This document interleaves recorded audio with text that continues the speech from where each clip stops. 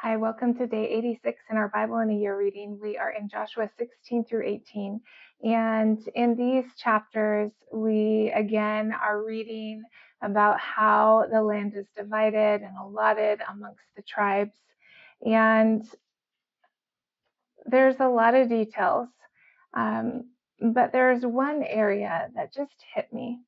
And this taking the promised land required settling in, and it required the action of going in and taking and doing what God had called them to do and removing the Canaanites from the land.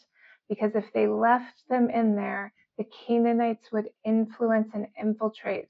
Their ways would slowly become a part of the Israelites' ways. And God had warned them of that.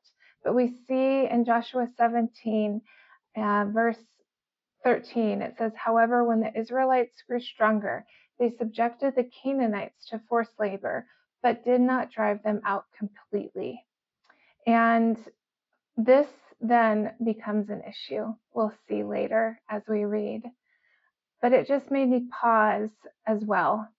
The Lord had been so clear to them as they were going into this land about what they were supposed to do as they settled and took the land over and established themselves.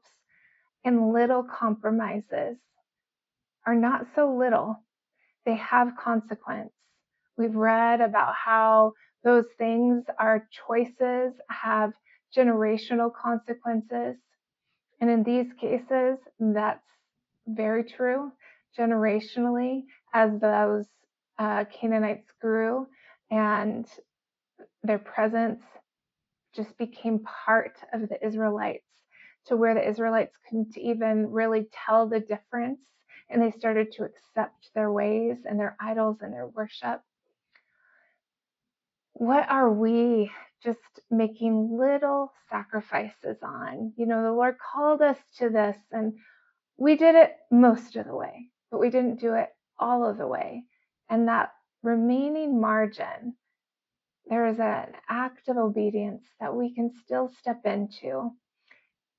Delayed obedience isn't always obedience, but if we are faithful to step, the Lord will honor that, even if it is later. He is the Redeemer, and He will redeem. So let's search our hearts and see where we've left margin that God is asking us to clean out.